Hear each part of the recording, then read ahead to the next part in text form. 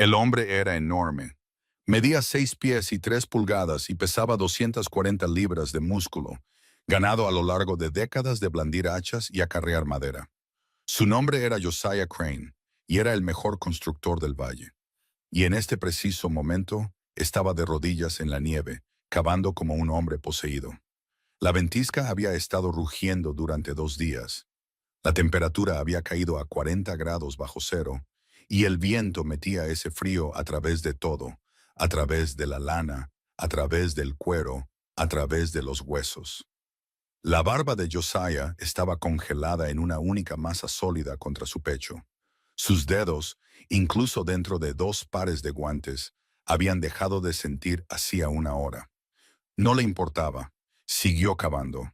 Estaba cavando en la base de una ladera, buscando una pequeña puerta de madera que conducía a la tierra, a un agujero donde una mujer se había enterrado hacía 2 meses. Una mujer que todo el pueblo de Prospect había dado por muerta. Una mujer a la que él mismo había llamado loca. No estaba cavando para salvarla. Estaba cavando para cumplir con un último y sombrío deber, para recuperar un cuerpo, para darle a la viuda galesa loca un entierro que el suelo congelado haría casi imposible. Se lo debía. Se lo debía porque se había burlado de ella, le había advertido, y luego se había marchado. Su pala golpeó madera, limpió la nieve de la parte superior de la puerta y la abrió de un tirón, preparándose para el olor, para la quietud, para el terrible frío de una tumba. En cambio, una ola de aire cálido y seco le bañó la cara. Josiah Crane se detuvo. La pala se deslizó de sus dedos congelados y cayó sin hacer ruido en la nieve a su lado. Se arrodilló allí con la boca abierta, el calor fluyendo sobre su piel cubierta de hielo como una mano presionada suavemente contra su mejilla. Eso era imposible. 2 meses antes, el 4 de noviembre de 1887, en las Colinas Negras, territorio de Dakota, el cielo era de un azul pálido y agotado, y el aire llevaba el agudo aroma de la resina de pino y la promesa férrea de un invierno que no mostraría piedad. Josiah Crane estaba en el porche de su última creación, pasando la mano por el marco de la puerta con la silenciosa satisfacción de un hombre que inspecciona un trabajo bien hecho. La casa pertenecía a la familia Mercer y era, en opinión de Josiah, la mejor casa de troncos que jamás había construido. Paredes de roble blanco de 8 pulgadas de grosor. Juntas de cola de Milano tan apretadas que no se podía deslizar una carta entre ellas. Un hogar de piedra lo suficientemente grande como para albergar un fuego que pudiera rugir durante la noche más fría. Libby Shelm, su aprendiz, un joven de 19 años, delgado y silencioso, con ojos vigilantes y manos rápidas, estaba de rodillas junto al porche, dando forma a una clavija de madera con una cuchilla de ebanista. ¿Ves esta pared, Libby? Josiah golpeó el roble con los nudillos. El sonido fue denso, satisfactorio, el sonido de la permanencia. 8 pulgadas de roble blanco. El viento no puede atravesarlo, el frío no puede atravesarlo. Así es como un hombre sobrevive a un invierno aquí. Construyes la pared lo suficientemente gruesa para que el mundo exterior no pueda tocar lo que hay dentro. Levy levantó la vista de su trabajo. Entonces, ¿por qué la casa del señor Harrison estaba tan fría el invierno pasado? Sus paredes eran más gruesas que las de los Peterson, y los Peterson estaban bien. Josiah frunció el ceño. Era una buena pregunta, del tipo que le molestaba porque no tenía una respuesta completa. Harrison no manejaba bien su fuego. Quemó madera verde la mitad de la temporada. Eso no es culpa de la casa. Libby asintió, pero sus ojos se detuvieron en la enorme chimenea de piedra que se elevaba desde el tejado. El humo ya salía de ella, pues los Mercer habían encendido su primer fuego esa mañana. El humo subía rápido y recto en el aire quieto, una columna gris de calor escapando hacia el cielo. Josiah vio a Libby mirando y malinterpretó su expresión. Tira bien, ¿verdad? Buen tiro. Eso es lo que mantiene una casa limpia y cálida. Un fuerte tirón hacia arriba. Una tabla se deslizó de la pila junto a Libby y resonó contra el suelo helado. Josiah se estremeció como si se hubiera disparado un arma. Todo su cuerpo se puso rígido y sus manos se lanzaron a agarrar la barandilla del porche. La reacción fue tremendamente desproporcionada. Una tabla que cae, nada más. Libby se quedó mirando. Señor Crane, Josiah soltó la barandilla lentamente, con los nudillos blancos. Estuvo en silencio por un momento, y cuando habló, su voz tenía la cuidada monotonía de un hombre que camina alrededor de una herida. En el 73, construí mi primera casa, en Nebraska. Era 20 años más joven y el doble de estúpido. Usé álamo verde porque era barato. Las juntas estaban sueltas. El techo estaba clavado, no ensamblado. Hizo una pausa. Una tormenta llegó en enero, ni siquiera una mala para los estándares de Dakota, pero arrancó el techo como si se arrancara una página de un libro. Mi esposa y yo pasamos la noche en un sótano para raíces con nada más que una manta de caballo. Ella nunca volvió a confiar plenamente en un techo. Durante años, miró la casa de los Mercer, las paredes gruesas, las vigas pesadas, la enorme chimenea.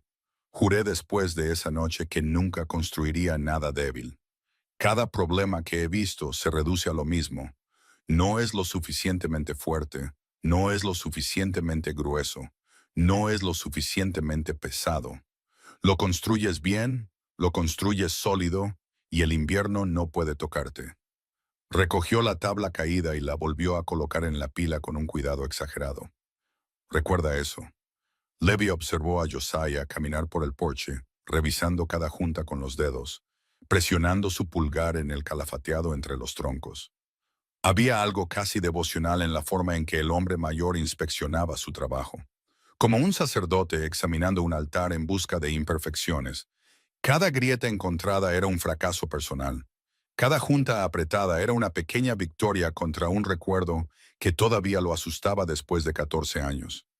Señor Crane, dijo Libby con cuidado, ¿y si el problema de Harrison no fuera el fuego o las paredes? ¿Y si hay algo más? Algo sobre la forma en que se mueve el calor que no estamos viendo. Josiah se detuvo, se giró y miró a su aprendiz con una expresión que Levi había aprendido a reconocer como el precursor de una conferencia. El calor es simple, dijo Josiah. Lo creas con fuego, lo mantienes con paredes, lo pierdes por las grietas. No hay misterio, solo hay disciplina.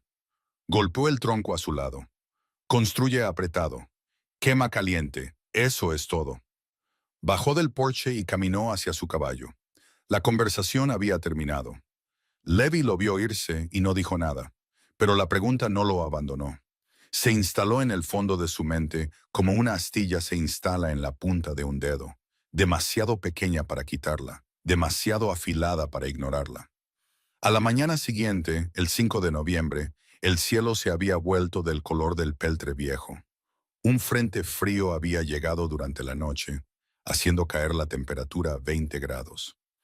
En la pequeña cabaña a una milla al este del pueblo, Maren Kinsley estaba sentada en el suelo de madera desnudo, con la espalda contra la pared que su esposo había construido. Su diario de minería yacía abierto en su regazo, pero no estaba leyendo. Lo sostenía como se sostiene la mano de alguien que ya no está, no por información. El diario era más pesado que todo lo demás que poseía, no por el papel y el cuero, sino porque cada página era un día en que Gareth todavía estaba vivo. Su caligrafía cambiaba a lo largo de los meses, desde la escritura audaz y segura de un hombre sano hasta las letras apretadas y cuidadosas de alguien que conserva fuerzas. Podía rastrear su muerte a través de la presión de su pluma. El sonido de cascos en el suelo helado la trajo de vuelta. Cerró el diario y se levantó, moviéndose hacia la ventana. Un hombre a caballo se acercaba y reconoció la postura erguida, el abrigo oscuro, la expresión plana de indiferencia profesional. El señor Sutter, el agente del banco, sabía por qué estaba aquí. Lo había sabido durante semanas. Saberlo no lo hacía más fácil. Sutter desmontó sin saludarla. Caminó hacia la puerta principal de la cabaña, sacó una hoja de papel grueso, un martillo y un clavo. Colocó el clavo contra el marco de la puerta, contra la madera que Gareth había talado y aserrado con sus propias manos. Y lo clavó con 3 golpes eficientes. El clavo atravesó el marco en el punto exacto donde Gareth había tallado la fecha de su llegada. 12 de noviembre de 1884. La punta del clavo partió el número 4 por la mitad. Marion observó cómo el hierro perforaba el recuerdo y no dijo nada. Sutter se apartó de la puerta sin mirarla a los ojos. El banco retendrá su propiedad en el pueblo durante 30 días, señora Kingsley. Después de eso, bueno, hizo una pausa, gesticulando vagamente hacia el este, una dirección que no significaba nada, una dirección que significaba ninguna parte. Es mejor que haga arreglos. Montó su caballo y se fue, los cascos levantando pequeñas nubes de polvo marrón que parecían burlarse del verde recuerdo del verano. Marion se quedó sola. A sus pies había una pequeña caja de madera que contenía todo lo que le quedaba. Una sartén de hierro fundido, una manta de lana, la copia gastada de Séneca de Garrett y el diario de minería, su cubierta de cuero suavizada por las manos callosas de un hombre que había pasado su vida bajo tierra. Era viuda, una inmigrante de un valle minero galés y ahora una indigente. No se movió durante mucho tiempo. Se quedó allí con el viento de noviembre tirando de su vestido y el aviso ondeando en la puerta detrás de ella. Y se permitió un único inventario privado de lo que quedaba. Ninguna familia en este país, ningún dinero para un billete de tren de vuelta a una vida que ya no conocía. Ningún oficio, ninguna habilidad que la frontera valorara, ningún derecho a nada excepto al contenido de la caja a sus pies y el conocimiento de que un hombre que la había amado había dejado un libro lleno de ideas que nadie más podía leer. La gente de Prospect no era cruel. Estaban al límite. Cada familia tenía su propia batalla contra el frío que se avecinaba, su propio libro de deudas y obligaciones. Acoger a una viuda galesa sin un centavo que no tenía nada que ofrecer más que un dolor silencioso no estaba en sus cálculos. Ella era una carga. Ella lo entendía. No los culpaba. Un jinete apareció en el camino desde el pueblo. Josiah Crane, de camino a casa desde el sitio de trabajo de los Mercer. Redujo la velocidad de su caballo al pasar por la cabaña y vio a Marion de pie ante la puerta sellada, la caja a sus pies, el aviso de ejecución hipotecaria ondeando al viento. Sus miradas se encontraron. Josiah sintió un nudo complicado apretarse en su pecho. Había conocido a Garrett Kingsley, lo respetaba incluso.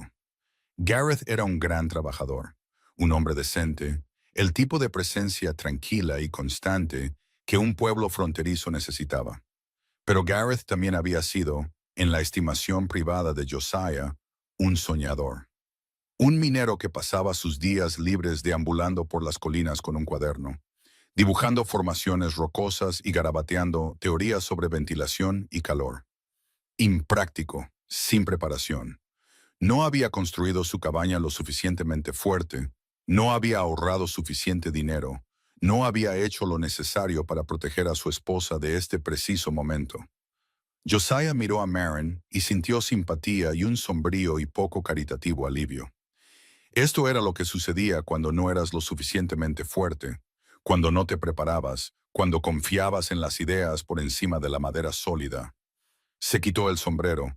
Era el saludo de la frontera, el reconocimiento de la existencia de otra persona que no conllevaba ninguna promesa, ninguna oferta, ninguna obligación. Luego chasqueó la lengua y siguió su camino. Marion lo vio irse. Recogió su caja y comenzó a caminar hacia el pueblo. No porque tuviera a dónde ir, sino porque el movimiento era mejor que quedarse quieta junto a una puerta que ya no era suya. No llegó a cruzar el pueblo. Al borde de la calle principal, donde los edificios de tablones daban paso al campanario blanco de la iglesia presbiteriana, un hombre se interpuso en su camino. El reverendo Samuel Parrish era alto, delgado, y poseía la autoridad particular que proviene de ser el único intermediario entre una pequeña comunidad y su Dios. Su rostro era amable. Sus ojos eran calculadores. Señora Kingsley, su voz era cálida, afinada con compasión practicada. Me enteré de la decisión del banco. Lo siento. Marion movió la caja en sus brazos. Gracias, reverendo. La iglesia tiene una pequeña habitación en la parte de atrás. No es mucho, pero es cálida y seca. Es bienvenida a quedarse allí. Hizo una pausa, y en la pausa vivían las condiciones. A cambio, tal vez podría ayudar con la lavandería y la cocina de la parroquia. Sería un arreglo justo, un lugar en la comunidad, un propósito.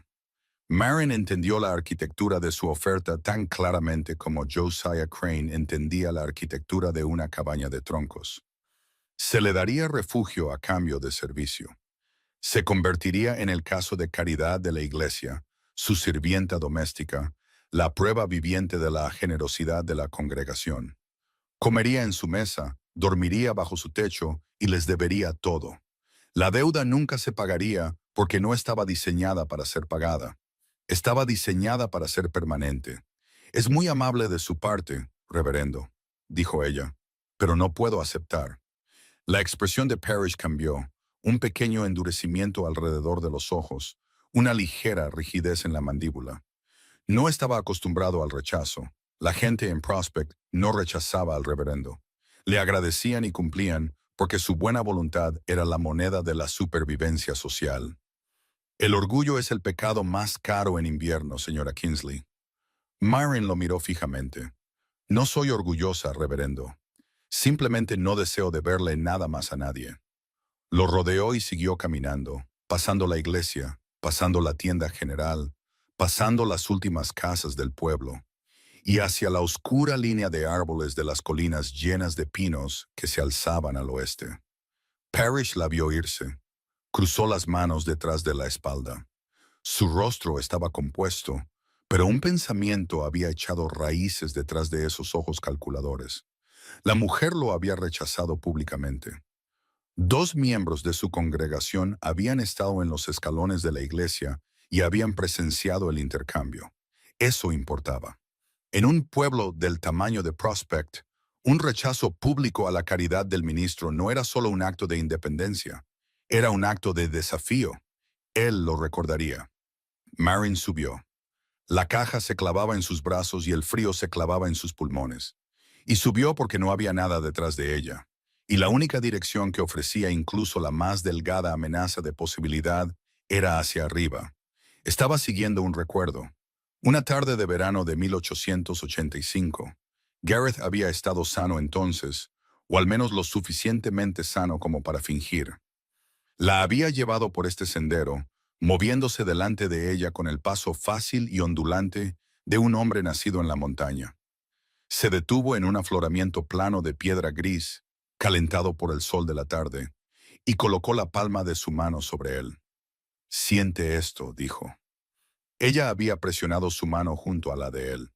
La piedra estaba cálida, no por el sol en su superficie, sino desde su interior, como si la roca misma se hubiera estado horneando durante horas y estuviera liberando lentamente lo que había almacenado. «Esta piedra ha estado guardando el calor de la tarde y aún no lo ha soltado», dijo Gareth, su voz llevando la maravilla silenciosa que reservaba para el funcionamiento de la tierra. «La piedra tiene una memoria más larga que la gente, Marin. Recuerda el verano mucho después de que nosotros lo hayamos olvidado». Tosió, una pequeña tos, apenas un sonido, del tipo que se descarta con un gesto irritado de la mano. Ella no había pensado nada de eso. Ahora sabía que era la primera palabra de una frase que tardaría 2 años en terminar. Siguió el recuerdo de esa tarde, subiendo a través de los pinos que oscurecían, a través de un aire que se enfriaba con cada 100 pies de elevación. Los primeros copos de nieve comenzaron a caer, pequeños y duros, más como granos de sal que la nieve suave y romántica de las tarjetas de Navidad. Buscaba un lugar que Gareth le había mostrado ese día, una reclamación de Homestead olvidada de décadas atrás. El colono original había sido derrotado por los mismos inviernos brutales que ahora se cernían sobre ella.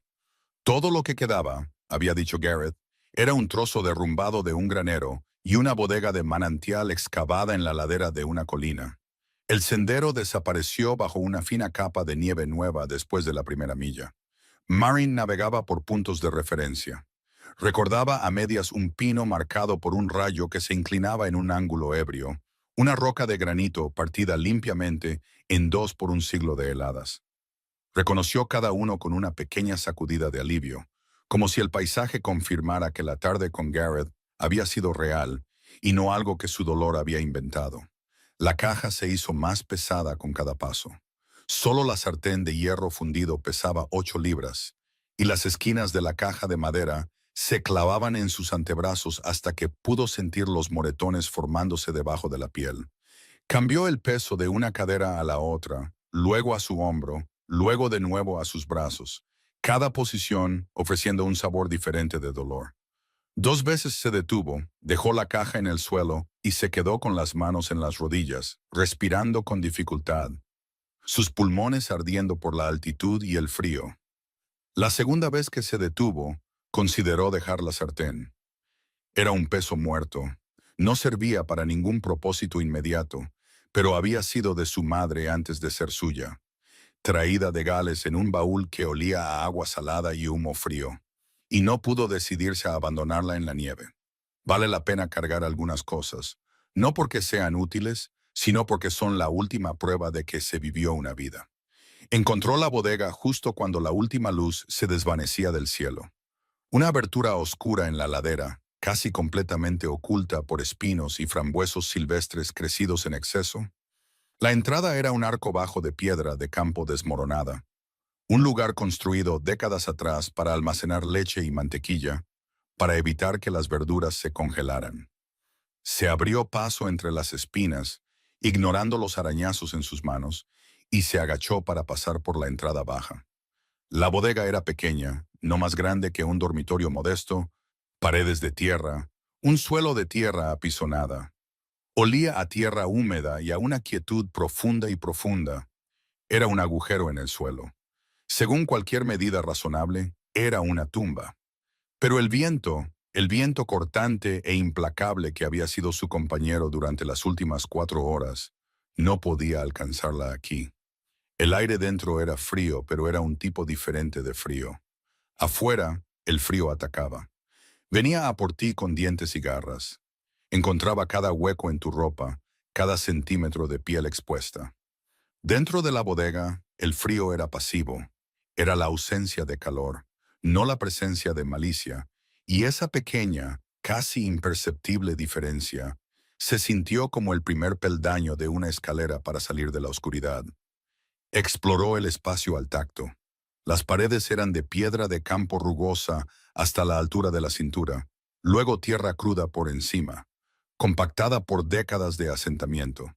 El techo era lo suficientemente bajo como para que tuviera que agacharse en ciertos puntos donde la ladera presionaba hacia abajo. En la esquina más alejada, encontró un estante de madera todavía atornillado a la pared, sus tablas deformadas y grises por la edad, pero aún sólidas. Debajo del estante, medio enterrada en la tierra, había una lata oxidada sin etiqueta y una vasija de cerámica rota que alguna vez pudo haber contenido mantequilla o crema. Estos eran los artefactos de la vida del colono original, el hombre que había acabado este espacio y luego lo había abandonado a la tierra. Se preguntó cuál habría sido su nombre. Se preguntó si tenía esposa, y si esa esposa se había parado en la entrada como Marin lo estaba haciendo ahora, midiendo el espacio entre la desesperación y la posibilidad. Limpió el estante y colocó su caja sobre él. Organizó sus posesiones con el cuidado de una mujer que amuebla una mansión. La sartén a la izquierda, Séneca y el diario en el centro, la manta que necesitaría. Las provisiones de Date las colocó en la lata para mantenerlas alejadas del suelo húmedo. Le llevó menos de 1 minuto. No había nada más que organizar. Marin dejó su caja, se envolvió en su única manta, colocó la sartén de hierro fundido a su lado como un arma inútil contra depredadores imaginarios, y se acurrucó en la esquina de su habitación de tierra. La noche llegó rápida y absoluta.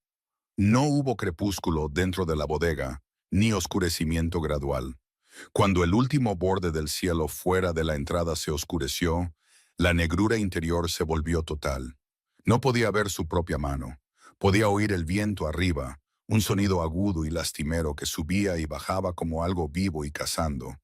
Podía oír el crujido y el asentamiento de la tierra a su alrededor, los pequeños sonidos de una ladera ajustando su peso, y podía oír su propia respiración, constante y lenta. La única evidencia de que todavía era parte del mundo de los vivos. No durmió durante mucho tiempo. Yació en la oscuridad y pensó en Garrett. no en su muerte, que había revivido tantas veces que se había vuelto casi abstracta, sino en la forma en que solía quedarse dormido. Se acostaba de espaldas con un brazo detrás de la cabeza y hablaba de lo que hubiera estado leyendo o de algo que hubiera observado en la mina ese día. Y su voz se ralentizaba y se espesaba, y finalmente se apagaba a mitad de frase. Y ella se acostaba a su lado y escuchaba su respiración profundizarse, y sentía el calor de su cuerpo a través del edredón, y sabía que estaba a salvo. Ese calor particular, el calor de otra persona, era algo que ninguna estufa, ni conducto, ni diseño ingenioso podía replicar. Se había ido y nunca lo volvería a tener. Y saber eso era lo más frío en la bodega. Durmió. Se despertó antes del amanecer, rígida y congelada, pero viva. El mundo fuera de la entrada de la bodega era blanco. Se sentó, su aliento formando una nube en la penumbra, y buscó lo único que tenía peso y propósito: el diario de Garrett. Lo abrió, no en las primeras páginas con sus diagramas seguros y anotaciones audaces, sino en las secciones posteriores, donde su caligrafía se hacía más pequeña a medida que sus pulmones se debilitaban. Encontró las páginas sobre ventilación de minas, los bocetos de galerías horizontales y sistemas de flujo de aire. Encontró sus notas sobre la temperatura constante de la tierra profunda, estable a 55 grados independientemente de la estación en la superficie. Encontró su boceto de un extraño y enrevesado conducto que corría horizontalmente bajo tierra antes de ventilar a la superficie, un diseño para calentar la entrada de una mina durante el invierno. Y encontró la frase que había subrayado 2 veces: Mayor Mug Talurent. El humo debe pagar su alquiler. Debajo del boceto, pegado a la página con una pequeña tira de pasta, había un recibo. Una orden de compra de la tienda general de Osgood, fechada el 3 de agosto de 1886. Garrett había pedido materiales, tubería de piedra, una pequeña estufa de chapa de hierro, arcilla para mortero. Se había estado preparando para construir su diseño, para probar su teoría.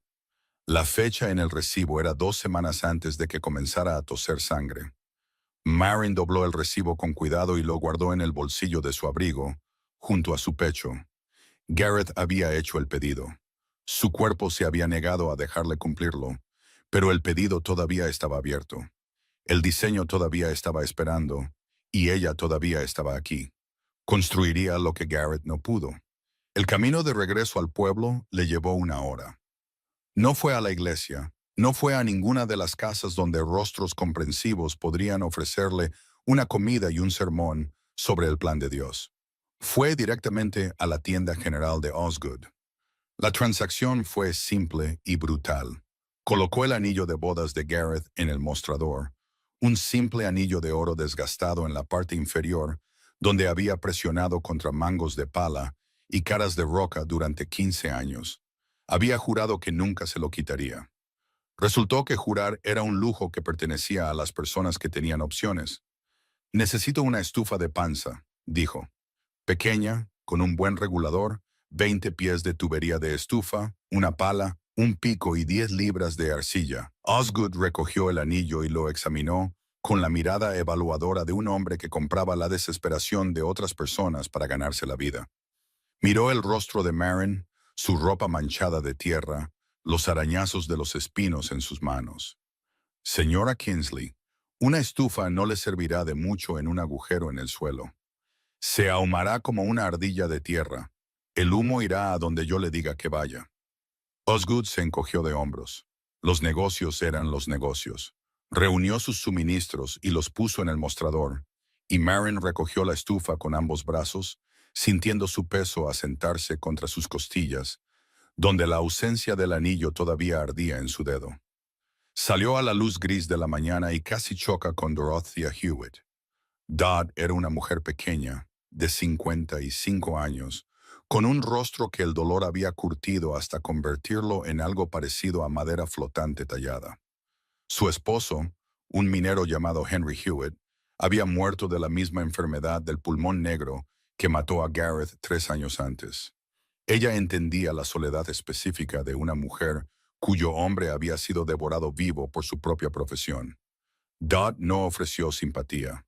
No ofreció una habitación. No ofreció oraciones. Presionó un pequeño saco de lona en la mano libre de Marin sin ceremonia. Harina, manteca, cerillas. Marin miró el saco, luego a Dot. Todas las demás personas en Prospect la habían compadecido, la habían despreciado o habían intentado arrastrarla de nuevo a un sistema que la tragaría por completo. Dot no estaba haciendo nada de eso. Dot le estaba dando combustible para el camino a seguir. Mi esposo también murió bajo tierra, dijo Dot, su voz baja y objetiva. Sé lo que se siente cuando el mundo te mira como algo gastado. Pero soy demasiado vieja para subir colinas. Tú no. Marin sintió que algo se movía en su pecho. Un nudo que no sabía que estaba allí se aflojaba. No era esperanza, no exactamente. Era el conocimiento de que una persona, solo una, no estaba tratando de salvarla de sí misma, sino que confiaba en que ella se salvaría a sí misma. Gracias, Dot. No me agradezcas, solo no te mueras. Marin asintió. Se echó la estufa a la espalda, el saco de provisiones en una mano, y comenzó la larga caminata de regreso a la colina. La estufa pesaba 60 libras. No estaba diseñada para ser llevada en la espalda de una persona, y ciertamente no estaba diseñada para ser llevada por una ladera por una mujer que no había comido nada desde la noche anterior, salvo un puñado de maíz seco. Los bordes de hierro se clavaban en su columna a través de la delgada tela de su abrigo. Las secciones de la tubería de la estufa, agrupadas con una cuerda, chocaban entre sí con cada paso, una percusión metálica que resonaba en los pinos y anunciaba su progreso a todas las criaturas en una milla a la redonda. Se detuvo 4 veces. Cada vez que dejaba la estufa, enderezaba cuidadosamente la espalda, miraba al cielo para juzgar la luz restante y la recogía de nuevo. La cuarta vez que se detuvo, se sentó en un tronco caído y colocó su mano izquierda desnuda sobre la fría superficie de hierro de la estufa. El anillo se había ido. Su dedo estaba desnudo y blanco donde había estado la banda, una franja de piel que no había visto la luz del sol en 15 años. Apretó los dedos en un puño y los sostuvo contra su estómago, y se sentó allí durante un minuto entero, sin llorar, sin pensar, solo sintiendo la ausencia de oro contra la piel y la presencia de hierro contra su espalda. Luego se levantó, se echó la estufa a los hombros y siguió subiendo. Comenzó a cavar esa tarde. La zanja comenzaba en la pared más alejada de la bodega y corría hacia afuera a través de la ladera en un ligero ángulo descendente. Un canal poco profundo de unos 2 pies de ancho y 18 pulgadas de profundidad. Trabajó primero con el pico, rompiendo la corteza helada de la tierra, luego cambió a la pala para limpiar la tierra suelta. Cada pocos pies bajaba al lecho del arroyo en el barranco de abajo y acarreaba piedras planas, piedras de río pulidas por siglos de agua.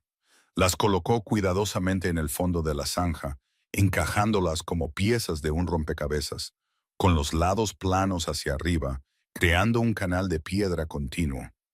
Era un trabajo agotador. Le dolían los hombros, le salieron ampollas en las palmas. Las ampollas se rompieron y se formaron nuevas ampollas sobre la piel en carne viva de debajo. Comía con moderación de las provisiones de Dot. Dormía en la bodega, se despertaba antes del amanecer y cavaba. Al tercer día, apareció Libby Shale. Estaba transportando una carga de madera partida en un trineo tirado por mulas, de regreso de la propiedad de los Mercer. El sendero pasaba a 200 metros de la ladera de Marin.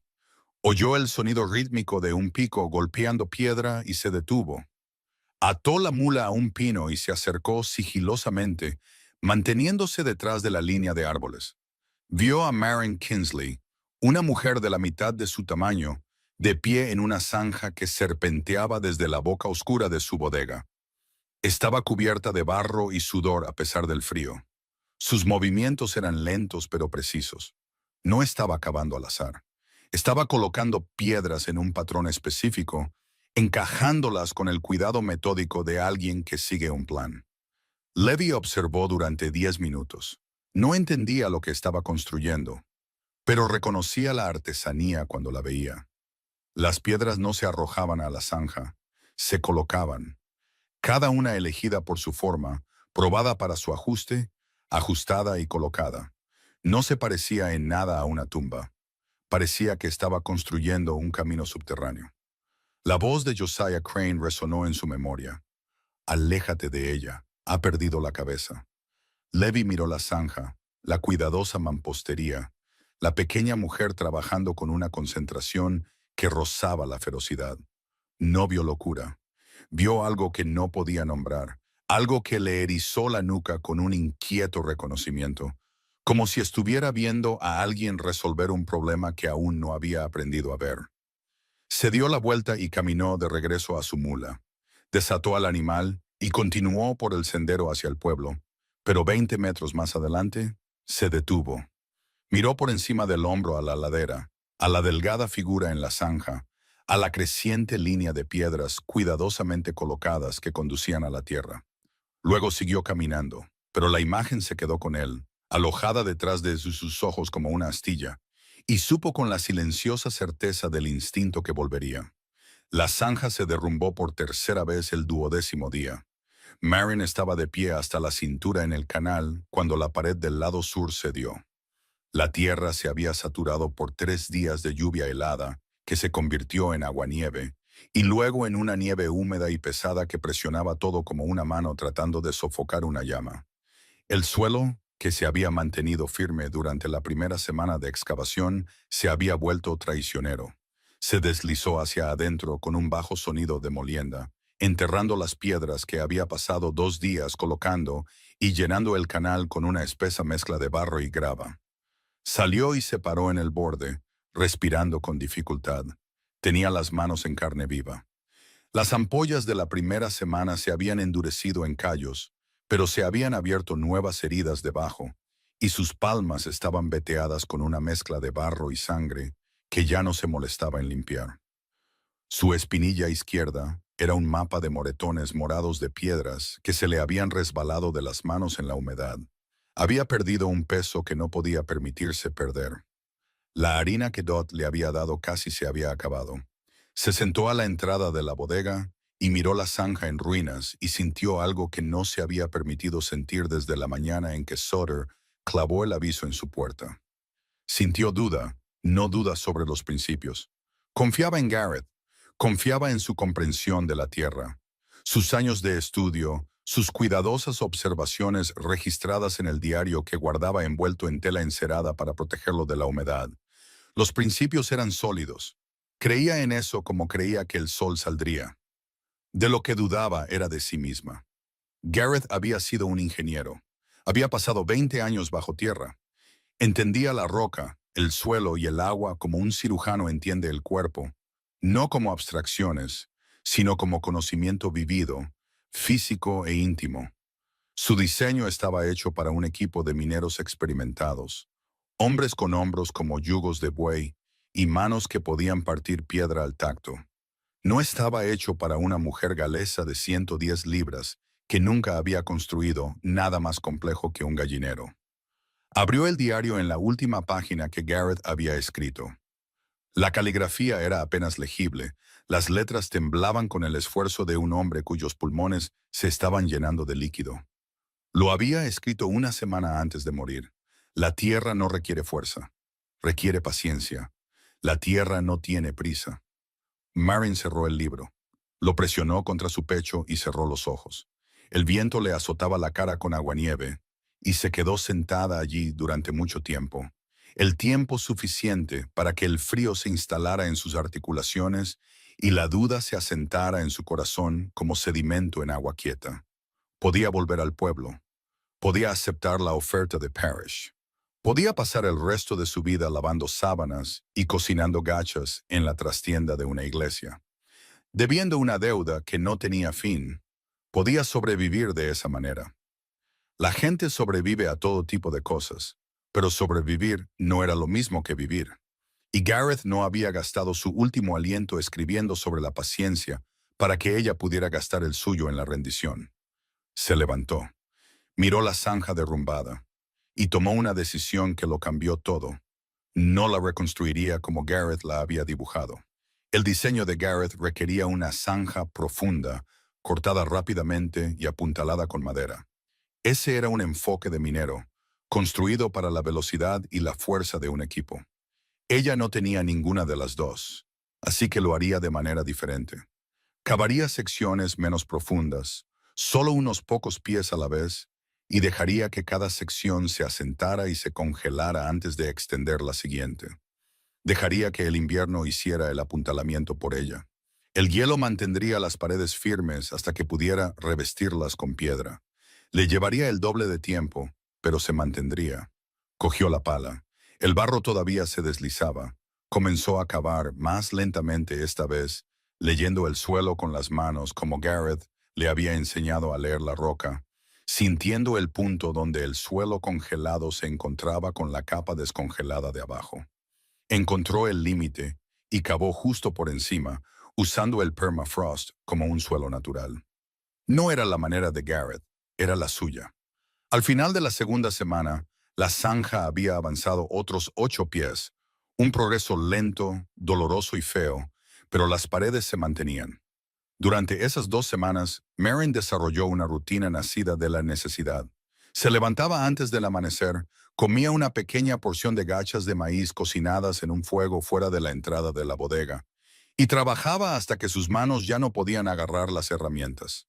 Aprendió a leer el tiempo por el color del cielo al amanecer. Un amarillo pálido significaba frío seco, bueno para cavar. Un gris profundo significaba nieve, lo que significaba que las paredes de la zanja serían inestables. En las mañanas grises, pasaba su tiempo acarreando piedras del lecho del arroyo. En su lugar, las apilaba en montones ordenados junto a la entrada de la bodega, clasificadas por tamaño y forma, las planas para el suelo del canal, las irregulares para los lados, las delgadas para las piedras de remate. Organizaba sus materiales con una precisión que habría enorgullecido a Gareth. Cada montón era una promesa de que el trabajo continuaría. También aprendió a manejar su hambre. Las provisiones que Dot le había dado se complementaron con un grupo de cebollas silvestres que encontró cerca del arroyo, y con un conejo que atrapó con un lazo de alambre y una paciencia que no sabía que poseía. Despellejó al conejo con la navaja de bolsillo de su esposo, la hoja todavía afilada, porque Gareth había mantenido sus herramientas como mantenía sus notas, con un cuidado meticuloso. Cocinó la carne a fuego abierto y la racionó durante 3 días. Estaba perdiendo peso, pero no se estaba muriendo de hambre. Todavía no. Josiah Crane llegó un martes, 3 semanas después de comenzar el trabajo. Llegó a caballo, su aliento echando vapor en el aire gélido, su pesado abrigo espolvoreado de escarcha. Había oído de Osgood que Marin había cambiado su anillo de bodas por una estufa y un pico. Había oído de 2 familias diferentes que la viuda estaba cavando algún tipo de zanja en la ladera sobre la antigua reclamación de los Mather. Y había venido a verlo por sí mismo, no por curiosidad, sino por un sentido de obligación profesional que era, si era honesto, indistinguible de una ofensa profesional. Ató su caballo a un pino y caminó hasta el borde de la zanja. Se quedó allí durante 1 minuto entero, con los brazos cruzados, su mandíbula moviéndose lentamente de lado a lado, como lo hacía cuando procesaba algo que no encajaba en su comprensión del mundo. La zanja tenía casi 30 pies de largo. Estaba revestida con piedras planas cuidadosamente colocadas, selladas en las juntas con una mezcla de arcilla y hierba seca. Corría desde una abertura en la pared de la bodega hacia afuera y ligeramente cuesta abajo, serpenteando a lo largo del contorno de la ladera antes de terminar en una tubería vertical que se elevaba unos 10 pies en el aire. Señora Kingsley. Su voz llevaba el peso de un hombre acostumbrado a ser la autoridad final en todos los asuntos de construcción en un radio de 50 millas. ¿Qué demonios está haciendo? Marin se enderezó lentamente de la zanja. Estaba sucia. Su vestido estaba rígido por el barro seco. Su cabello, una vez cuidadosamente recogido, colgaba en mechones sueltos alrededor de un rostro que era más delgado de lo que recordaba. Pero sus ojos eran firmes. Estoy construyendo un conducto, señor Crane. Un conducto, señaló la zanja. Un conducto va hacia arriba, recto hacia arriba. Así es como funciona una chimenea. El aire caliente sube, el humo sube, el tiro lo saca. Lo que tiene aquí va de lado, está construyendo una zanja. El humo viajará a lo largo de este canal, dijo Marin, su voz tranquila, casi conversacional.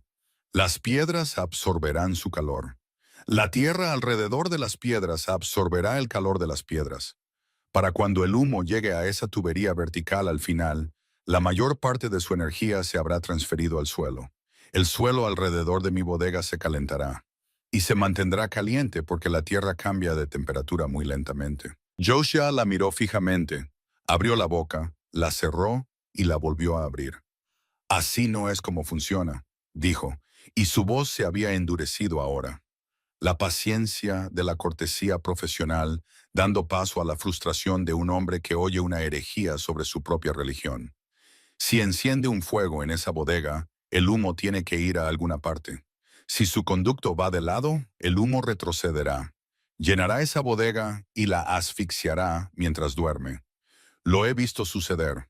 Una familia en Deadwood, en el invierno del 82. El padre selló la cabaña demasiado bien. El humo retrocedió de una chimenea bloqueada. Encontraron a los 4 en sus camas. Marin no se inmutó ante la historia. El sistema tirará. La tubería vertical al final es el motor. El humo dentro de ella seguirá estando más caliente que el aire exterior, por lo que seguirá subiendo. Esa columna ascendente crea la baja presión que arrastra el humo a través de toda la sección horizontal. El tiro será más débil que el de una chimenea convencional, pero será constante y suficiente para una estufa pequeña con un regulador controlado. Josiah dio un paso más cerca de la zanja. Miró la mampostería, el cuidadoso sellado de arcilla, la pequeña tubería de entrada de aire que había enterrado paralela al canal principal. No entendía nada de eso. Lo que entendía era que esta mujer, esta viuda sin un centavo, sin formación, sin credenciales y sin un aparente dominio de la realidad, le estaba diciendo a él, Josiah Crane, el constructor de todas las casas robustas del valle, que había encontrado una manera mejor. Las palabras salieron antes de que pudiera detenerlas. Me está diciendo que todo lo que he construido durante 20 años está mal. Marin lo miró durante un largo momento. No le estoy diciendo que usted esté equivocado, señor Crane. Le estoy diciendo que hay otra manera. No hay otra manera. Su voz se elevaba ahora y podía sentir el calor de ella en su propia garganta. La furia irracional de un hombre cuya identidad estaba siendo desafiada por alguien que consideraba no cualificado para desafiarla. Hay la manera correcta y hay la muerte. Ese agujero es un ataúd. Esa zanja es una tumba y usted está cavando ambas con sus propias manos. Señaló con un dedo grueso la entrada de la bodega. Detenga esto, venga al pueblo, la iglesia la acogerá. La iglesia quiere una sirvienta, señor Crane. Yo estoy construyendo un hogar. Le dio la espalda y se arrodilló en la zanja, colocando otra piedra en su lugar. Sus manos se movían con una precisión que lo enfurecía, porque la precisión implicaba conocimiento, y el conocimiento implicaba que ella podría no estar tan loca como él necesitaba que estuviera. Josiah montó su caballo y regresó al pueblo. Para cuando llegó a la calle principal, su furia se había enfriado en algo más peligroso. Convicción. La mujer iba a morir, y cuando lo hiciera, el pueblo se sentiría culpable, y esa culpa necesitaría un objetivo. Y Josiah no tenía la intención de ser el hombre que había sabido, y no había hecho nada. Encontró al reverendo Parrish en la sacristía de la iglesia, escribiendo un sermón dominical. La viuda Kinsley, dijo Josiah sin preámbulos, está construyendo una especie de chimenea subterránea en la colina. Va a encender un fuego en esa bodega y se va a envenenar con el humo. Parrish dejó su pluma, le ofrecí refugio, se negó.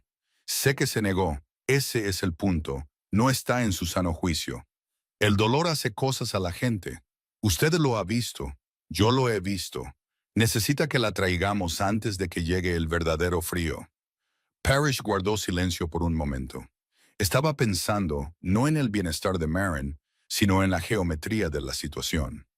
Una mujer que había rechazado públicamente su ayuda ahora, según el constructor más respetado del pueblo, estaba participando en un comportamiento autodestructivo. Si ella moría, se reflejaría mal en él. Si él intervenía y la salvaba, restauraría el equilibrio. Hablaré con ella, dijo. No fue solo. Llevó a 2 miembros de su congregación, hombres sólidos con familias, hombres cuya presencia comunicaría el peso de la preocupación comunal. Subieron la colina un jueves por la mañana, el cielo pesado con la promesa de más nieve. Maren estaba sellando juntas en la zanja cuando llegaron. 3 hombres a caballo, el ministro en el centro, flanqueado por ellos como escoltas. Se levantó, se limpió las manos en el vestido y esperó. Parrish desmontó y caminó hasta el borde de la zanja. La miró como un médico, mira un síntoma. Señora Kingsley, comenzó, y su voz era la que usaba para los funerales, suave y final. El pueblo está preocupado por usted. El señor Crane ha compartido su evaluación profesional de lo que está construyendo aquí, y su opinión es que esta construcción representa un grave peligro para su vida. La evaluación profesional del señor Crane se basa en chimeneas que van rectas hacia arriba, dijo Maren. Esto no es una chimenea. Maren usó su primer nombre ahora, una intimidad deliberada diseñada para establecer autoridad pastoral. Nadie la culpa. Entendemos que la pérdida puede hacer que la mente busque consuelos extraños. Pero si muere en esta bodega, esta comunidad llevará el peso de ello. No podemos quedarnos de brazos cruzados y mirar. Maren miró a los 3 hombres, entendió el subtexto con perfecta claridad. En el territorio de Dakota, en 1887, una mujer declarada mentalmente incapacitada por su comunidad podía ser internada en una institución con muy poco proceso legal. Todo lo que se necesitaba era la palabra de un ministro y un ciudadano respetado. Parrish no la estaba amenazando explícitamente. Estaba parado cerca de la amenaza, lo suficientemente cerca para que ella viera su contorno. Tomó una decisión, no discutió, no suplicó. Caminó hasta la entrada de la bodega, metió la mano y sacó el diario de Garrett. Lo abrió en las páginas de los diagramas de ventilación y se lo tendió a Parrish. Mi esposo era ingeniero de minas. Pasó 20 años estudiando cómo se mueve el aire bajo tierra. Estos son sus diseños. Esto no es dolor, reverendo. Esto es ingeniería. Parrish tomó el diario y miró las páginas. Vio una escritura densa en un lenguaje que no entendía del todo, rodeada de diagramas de pozos, túneles y patrones de flujo de aire. Le era tan ajeno como la caligrafía china. No tenía marco de referencia, ninguna forma de evaluar lo que estaba viendo. Pero no podía admitirlo, porque admitir ignorancia socavaría la autoridad que había subido a la colina para proyectar. Le devolvió el diario. Rezaré por usted, señora Kingsley. Era la amenaza más educada disponible para un ministro en un pueblo pequeño. Cuando el reverendo Parrish rezaba por alguien en Prospect, toda la congregación lo sabía para el domingo, y la persona por la que se rezaba era considerada a partir de entonces con la piedad silenciosa y cautelosa reservada para los condenados.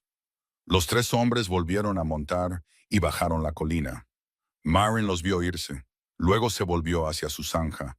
Le temblaban las manos, no por el frío, sino por el esfuerzo de mantener la calma en presencia de hombres que tenían el poder de quitarle lo único que le quedaba: su libertad para fracasar en sus propios términos. Había ganado esta ronda, pero solo porque Parrish aún no tenía pruebas suficientes para actuar.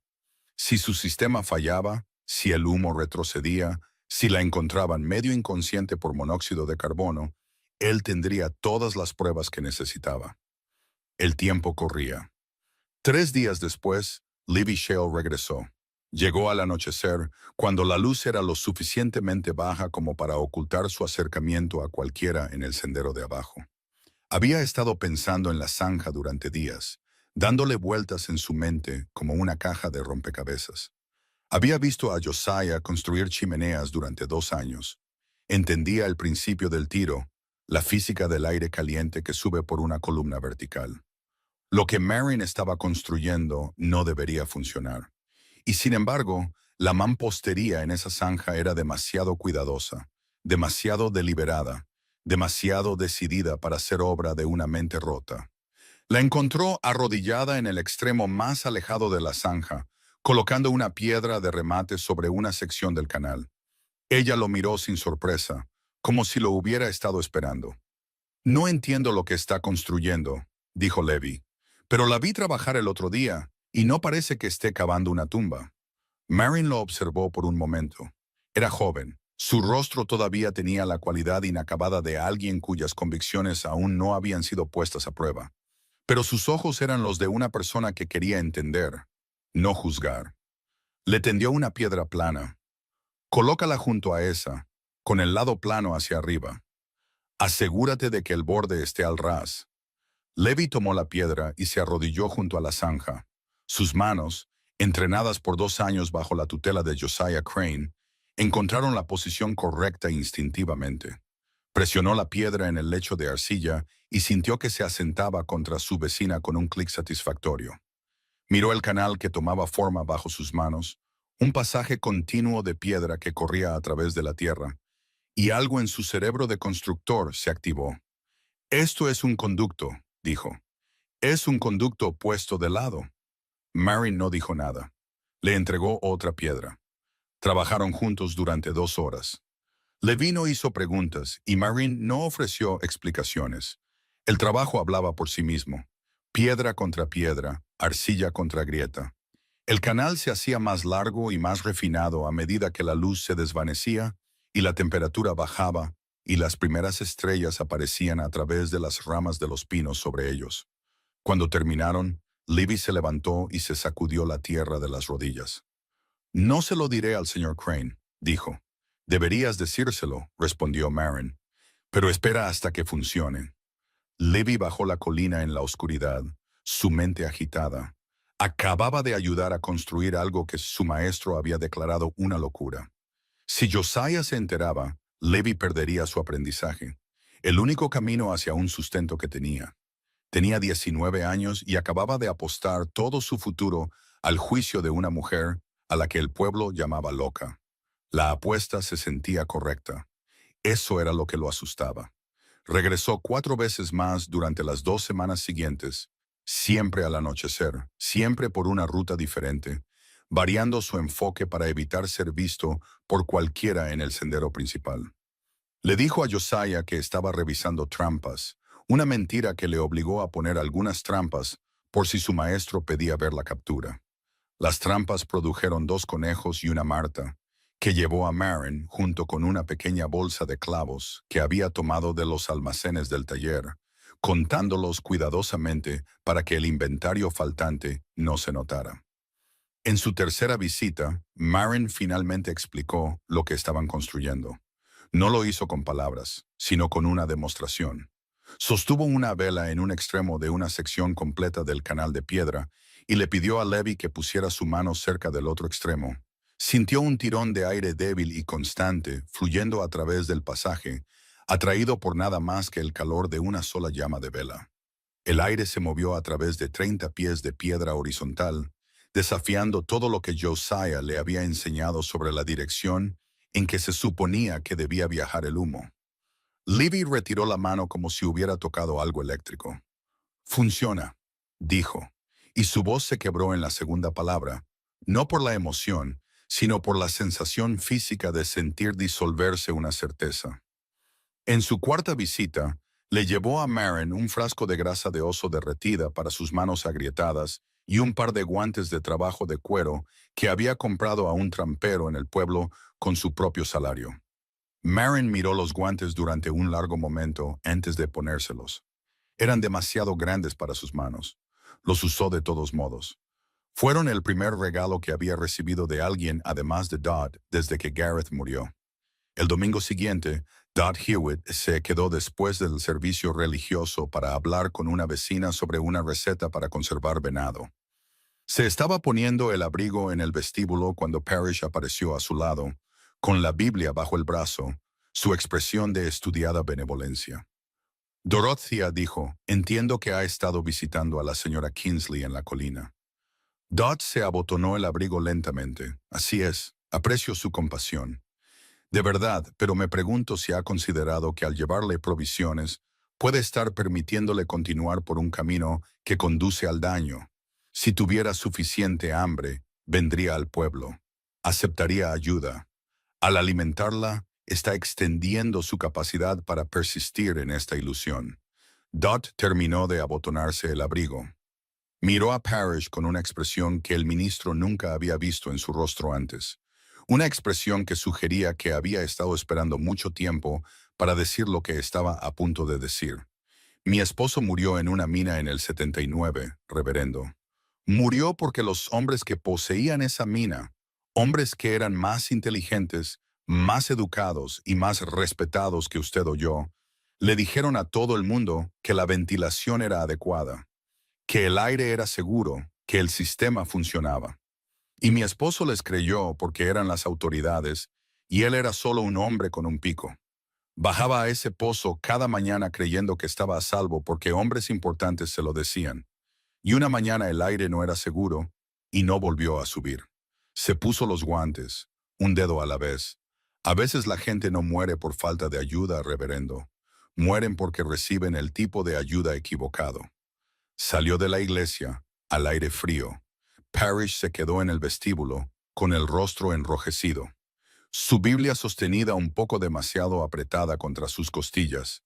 Dos mujeres que arreglaban himnarios en el banco de atrás habían oído cada palabra. El trabajo continuó.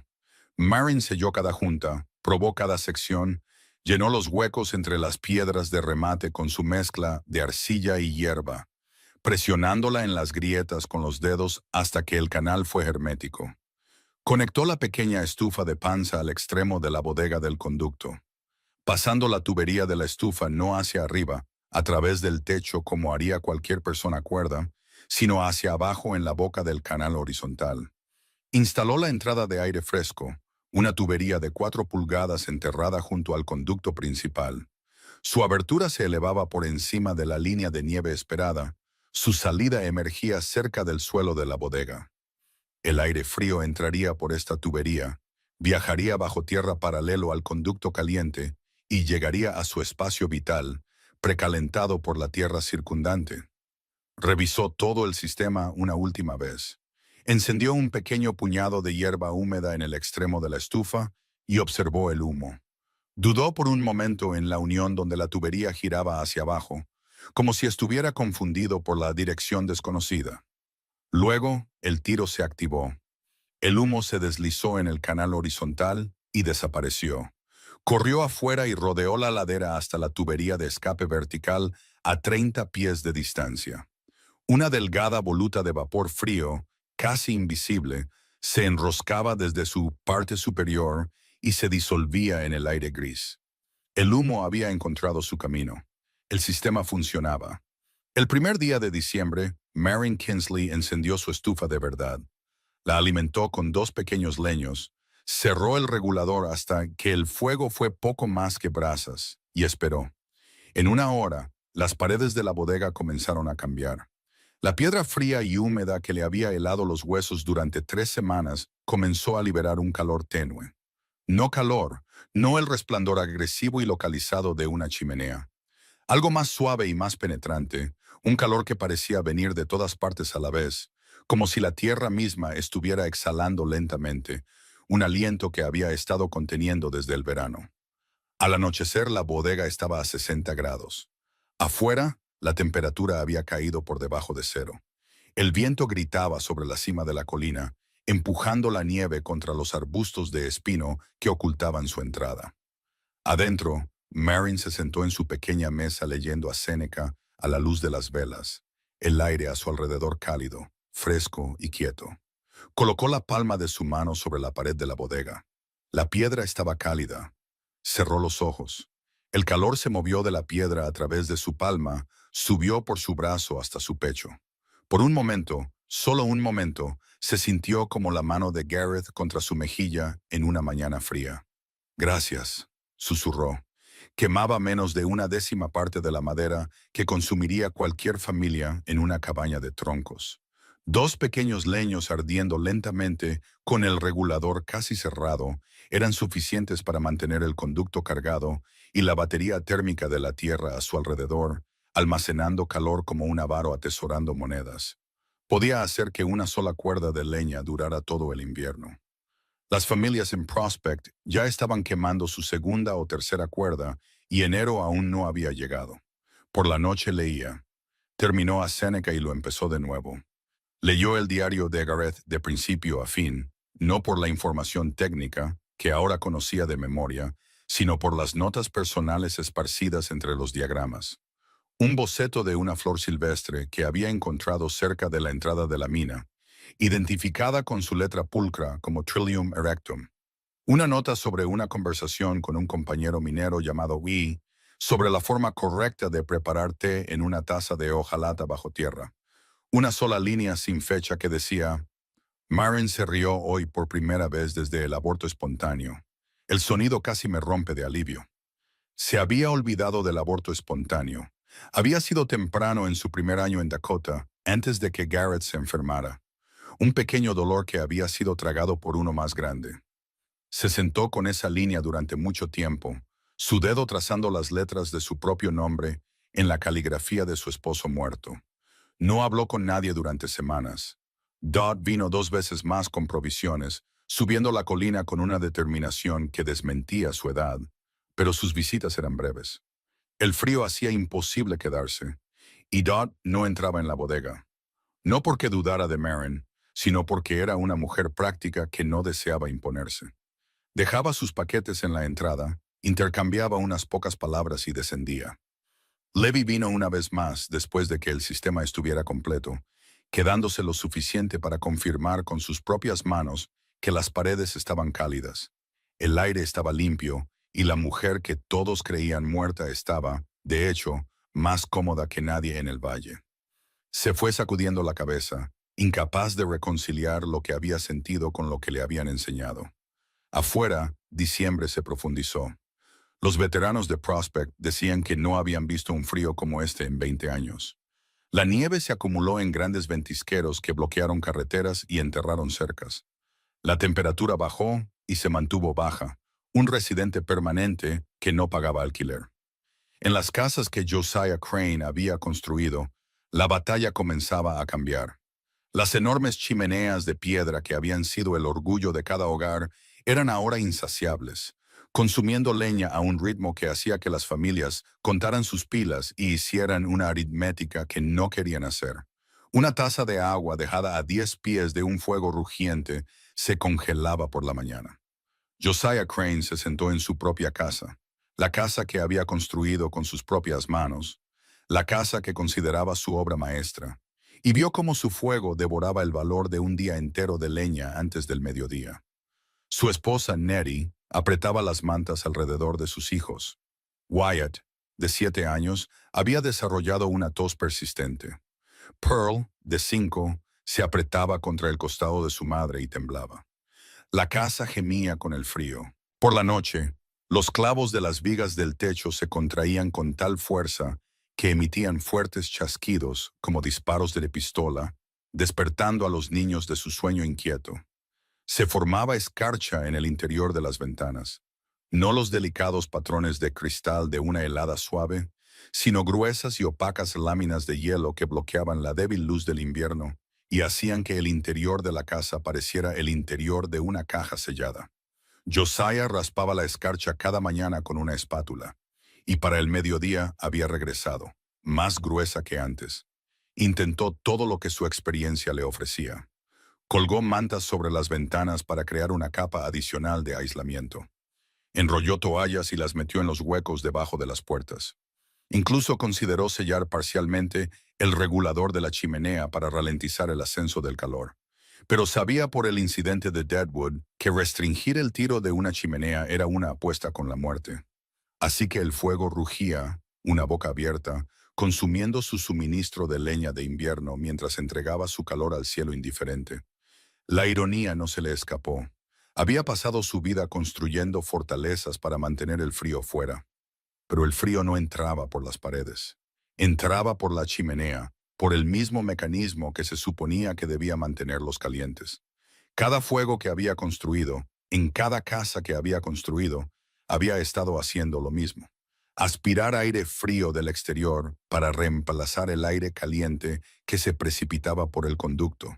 Había estado construyendo hermosos y caros fuelles durante 30 años y llamándolos hogares.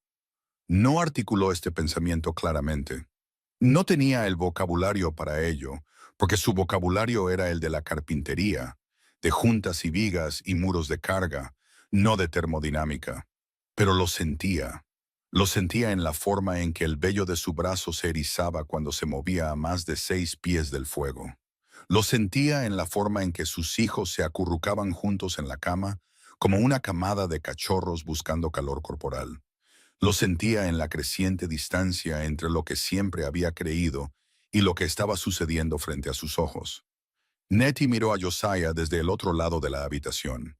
En 17 años de matrimonio, había visto a su esposo enojado, cansado, frustrado, triunfante y tierno.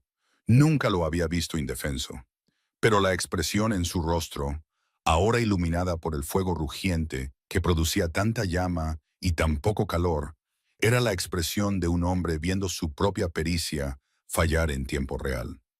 Josiah, dijo en voz baja después de que los niños cayeran en un sueño inquieto. La mujer Kingsley. Marin, ¿dónde está ahora? Josiah no respondió. Miró el fuego, las llamas que saltaban por la chimenea, el calor que se precipitaba hacia el cielo como si huyera de las mismas personas que más lo necesitaban. Josiah, no sé dónde está, dijo. Y la mentira supo a ceniza, porque sí lo sabía. O más bien, sabía lo que creía, que era que Marin Kingsley estaba congelada en un agujero en el suelo. Una víctima de su propia ilusión.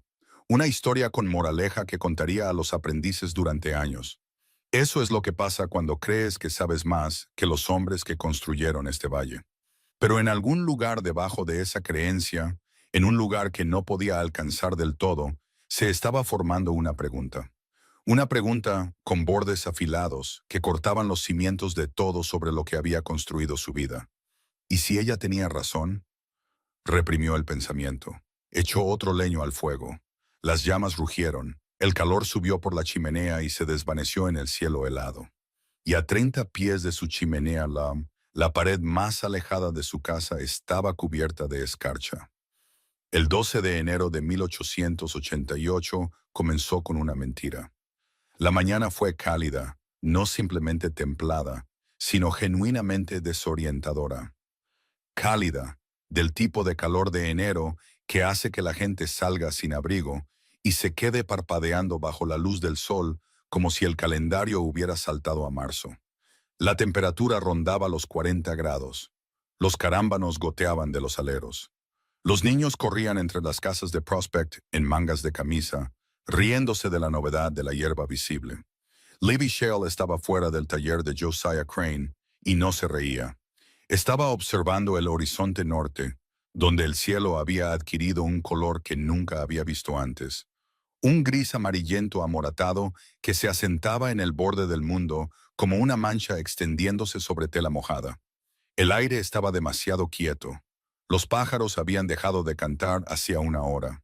Pensó en algo que Marin le había dicho la semana anterior, cuando había subido la colina para lo que se dijo a sí mismo sería la última visita.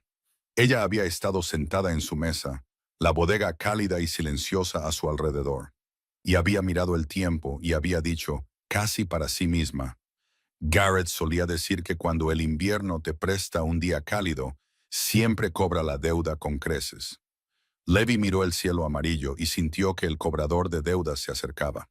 A las 12:30 de la tarde, el cielo se cayó. No hubo una transición gradual, ni una lenta acumulación de nubes, ni ráfagas preliminares que sirvieran de advertencia. En un momento el aire era cálido y quieto. Al siguiente, un muro de gris descendió desde el norte con la velocidad de una carga de caballería. La temperatura cayó no por grados, sino a saltos, desplomándose 40, 50, 60 grados en menos de una hora. Un viento de extraordinaria violencia se levantó de la nada, llevando una nieve tan fina y tan densa que no era nieve en absoluto, sino un río horizontal de partículas blancas que raspaba la piel expuesta como vidrio molido. La historia la recordaría como la ventisca de los escolares porque llegó a la hora en que los niños caminaban a casa desde la escuela, y muchos de ellos nunca llegaron. En Prospect, el mundo se convirtió en una habitación blanca sin paredes, sin suelo, sin techo. La visibilidad se redujo a cero. Un hombre podía estar en su propio porche y no ver el poste de su propia cerca a 10 pies de distancia. El viento no era un sonido, era una fuerza física, un ariete de aire helado que encontraba cada grieta, cada hueco, cada imperfección en cada estructura que Josiah Crane y cualquier otro constructor habían levantado contra el invierno de Dakota. Josiah estaba en su taller cuando la tormenta golpeó. Había estado afilando una cuchilla de ebanista, el ritmo familiar de la piedra sobre el acero, manteniendo sus manos ocupadas mientras su mente daba vueltas a un pensamiento que no podía concretar. La puerta del taller se abrió de golpe con un crujido que sonó como un disparo de rifle, y el frío que entró fue diferente a todo lo que había experimentado en 30 años en la frontera. No era clima, era un evento, una cosa con peso e intención. Luchó para cerrar la puerta, la atrancó y corrió por el pasillo de conexión a la casa principal. Nettie ya estaba allí, apartando a los niños de las ventanas. Wyatt tosía, la tos profunda y resonante que se había estado acumulando durante 2 semanas. Pearl lloraba, no de miedo, sino del repentino y chocante frío que había invadido la habitación a pesar del fuego rugiendo en el hogar. Josiah comenzó a alimentar la chimenea. Le echó todo lo que tenía: roble partido, pino sazonado, incluso la pila de leña menuda que había estado guardando para febrero. El fuego creció enormemente, una columna de llama y calor que rugía por la chimenea con un sonido como una cascada corriendo hacia atrás. Podía sentir el calor en su cara y manos, un resplandor agresivo y localizado que le quemaba la piel a 3 pies de distancia. Y 5 pies detrás de él, sus hijos temblaban. El fuego era una paradoja. Cuanto más ardía, más aire consumía. Y cuanto más aire consumía, más se veía obligada la casa a reemplazar ese aire, aspirándolo del exterior a través de cada grieta, costura y agujero de clavo en las paredes. Su magnífico fuego era el motor de su propia destrucción, una bomba que succionaba el frío mortal a su hogar para alimentar las llamas que se suponía que debían mantenerlo fuera. Estaba quemando su suministro de leña de invierno para alimentar una máquina que trabajaba en su contra. Al anochecer, la mitad de su pila de leña se había ido. La temperatura exterior había caído a 30 bajo cero. La tos de Wyatt se había profundizado en algo húmedo y aterrador. Pearl había dejado de llorar, lo cual era peor. Nettie envolvió a ambos niños en todas las mantas que poseían y los sostuvo contra su cuerpo en la cama, sus ojos fijos en Josiah con una expresión que lo cortó más profundamente que el frío. Ella no dijo, «Arregla esto». No dijo, «Haz algo». Simplemente lo miró, y en esa mirada estaba todo el peso de la confianza de una familia descansando en un hombre que había construido su vida sobre la certeza de que sabía cómo mantener a la gente a salvo. Josiah se sentó en el suelo junto al fuego y miró las llamas. El calor le lamía la cara. El frío presionaba contra su espalda. A 30 metros al noreste, en un pueblo llamado Willow Springs, una maestra de escuela llamada Cora Pennington guiaba a 11 niños a través de la ventisca, atados con una cuerda de tender, rezando para que la siguiente granja estuviera delante de ellos y no detrás. 3 de esos niños no sobrevivirían a la noche. Josiah no sabía de Cora Pennington. No aprendería su nombre hasta semanas después. Pero la misma tormenta que estaba matando a sus estudiantes estaba matando su certeza. Y en el silencio entre las ráfagas de viento aullantes, el sonido de esa muerte era casi audible. Mientras tanto, dentro de una ladera a 1,5 millas de distancia, Marin Kinsley añadió un solo leño a su estufa y pasó la página de su libro. Las paredes de su bodega irradiaban su calor constante. El aire estaba limpio.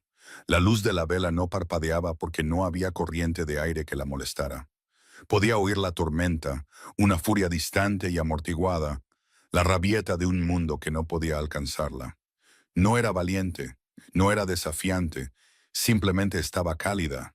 Y el calor no era solo suyo, era de Gareth.